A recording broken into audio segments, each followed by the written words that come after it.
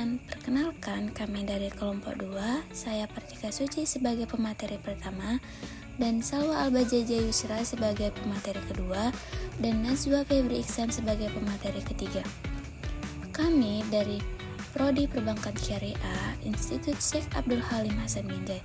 Terima kasih kepada Ibu Emilia Embunsari SOSME selaku dosen pengampu pada mata kuliah Ekonomi Moneter dan Kebank Sentralan. Di sini kami akan membawakan materi tentang Bank Indonesia sebagai bank sentral. Bank Indonesia adalah bank sentral Indonesia berdasarkan Undang-Undang Dasar 1945 dan Undang-Undang Nomor 23 Tahun 1999 yang berasal dari Dejavas Bank. Tujuan utamanya menjaga kestabilan nilai rupiah baik dari sisi inflasi maupun nilai tukar. Untuk mencapainya, Bank Indonesia menjalankan kebijakan moneter, mengatur sistem pembayaran, serta menjaga stabilitas keuangan. Bank Indonesia juga memiliki hak tunggal mengedarkan uang dan dipimpin oleh Dewan Gubernur. Dasar hukum Bank Indonesia. Bank Indonesia didirikan setelah nasionalisasi Dejavas Bank melalui Undang-Undang Nomor 24 Tahun 1951. Kemudian resmi berdiri berdasarkan Undang-Undang Nomor 11 Tahun 1953 yang mulai berlaku 1 Juli 1953 sebagai Bank Sentral Indonesia. Seiring perkembangan, dasar hukum Bank Indonesia disempurnakan menjadi Undang-Undang Nomor 23 Tahun 1999. Secara konstitusional, keberadaan Bank Indonesia juga ditegaskan dalam pasal 23D Undang-Undang Dasar 1945 yang menyatakan bahwa negara memiliki bank sentral yang diatur dengan undang-undang. Sejarah Bank Indonesia. Bank Indonesia berawal dari Dejavasche Bank atau DJB yang didirikan tahun 1928 oleh Belanda sebagai bank sirkulasi dan komersial di Hindia Belanda. Pada masa penjajahan Jepang, tahun 1942, DJB berubah menjadi Nonpo Kaihatsu Ginko, lalu kembali menjadi DJB pada tahun 1945, hingga akhirnya dinasionalisasi dan menjadi Bank Indonesia pada 1952. Tahun 1953, BI resmi menjadi bank net sentral.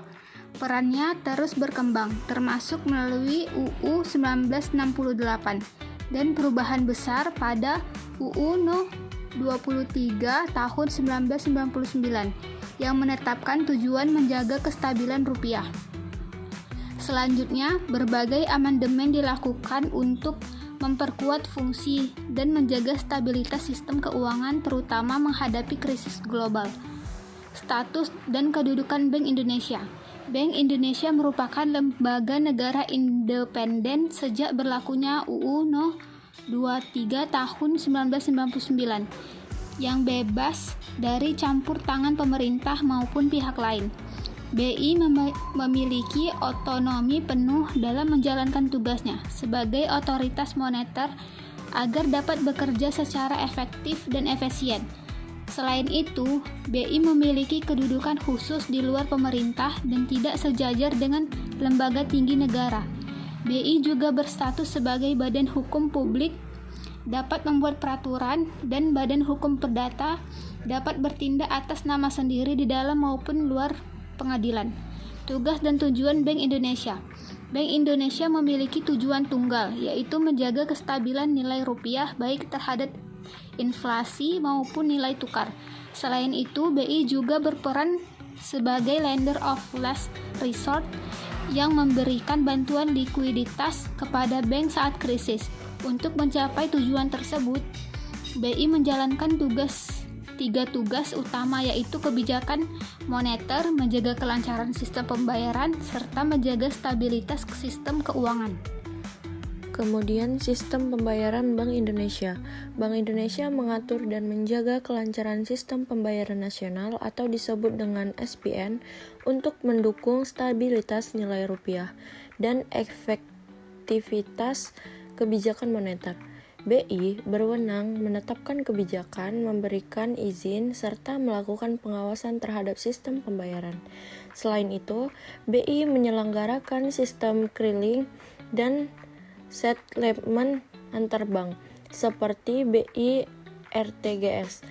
serta menjadi satu-satunya lembaga yang berhak mengeluarkan, mengedarkan, mencabut, dan memusnahkan uang rupiah guna menjaga kelancaran dan kepercayaan dalam sistem pembayaran. Kemudian peran dan fungsi Bank Indonesia, yang pertama menjaga stabilitas moneter, dan kedua mengatur sistem pembayaran, yang ketiga pengawas perbankan, dan keempat pengelola devisa, kemudian penasihat ekonomi pemerintah, dan yang terakhir adalah mitra internasional. Sekian materi dari kami akhiri. Assalamualaikum warahmatullahi wabarakatuh. Terima kasih teman-teman yang sudah menonton.